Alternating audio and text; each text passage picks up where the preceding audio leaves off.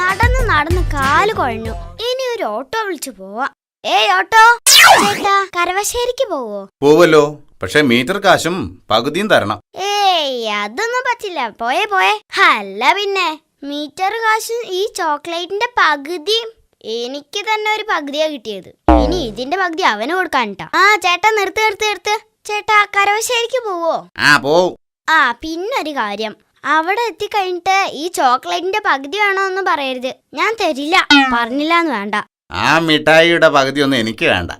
എന്നാ പോവാ. ചേട്ടന്റെ വീട് എവിടെ?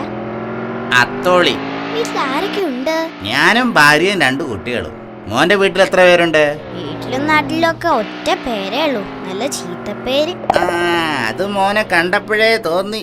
എന്താ ചേട്ടൻ തമാശ പറഞ്ഞതാ? ഏയ് അങ്ങനെയൊന്നുമില്ല. എന്നാ വേണ്ടട്ടോ, അധികം തമാശയൊന്നും വേണ്ട. ഓ വലിയ തമാശക്കാരൻ വന്നിരിക്കുന്നു. നിർത്ത്. മോനെ ഇത് കാരപ്പറമ്പ് എത്തിയതേ ഉള്ളൂ. കരുവശ്ശേരിക്ക് ഇനിയും 2 കിലോമീറ്റർ പോണം. എനിക്ക് ഇവിടെ ഇറങ്ങിയാ മതി. എത്രയായി? 100 രൂപ. ഈശ്വരാ, എന്ത് 100 രൂപയോ? എടോ 100 രൂപയ്ക്ക് കൊച്ചിക്ക് പോവാലോ. എന്നാ മോൻ കേറ്, ഞാൻ കൊച്ചിയിൽ ഇറക്കി തരാം. വേണ്ട, അധികം തമാശിക്കണ്ട.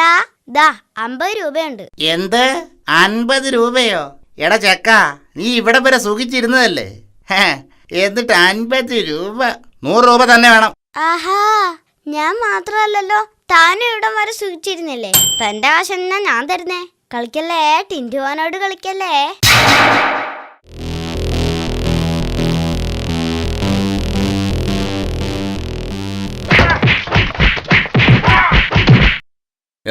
എന്താ പ്രശ്നം? ചേട്ടൻ ഈ ബോർഡ് കണ്ടോ? 50 രൂപയ്ക്ക് എന്ത് വാങ്ങിയാലും ഒരു ടീഷർട്ട് ഫ്രീ എന്ന് എഴുതിയത് കണ്ടില്ലേ? എന്നിട്ട് ഇയാൾ എനിക്ക് ടീഷർട്ട് തന്നില്ല. എന്താടോ ഇത്? തനിക്ക് നാണോ ഇല്ലേ ഇതുപോലെ കുട്ടികളെ പറ്റിക്കാൻ?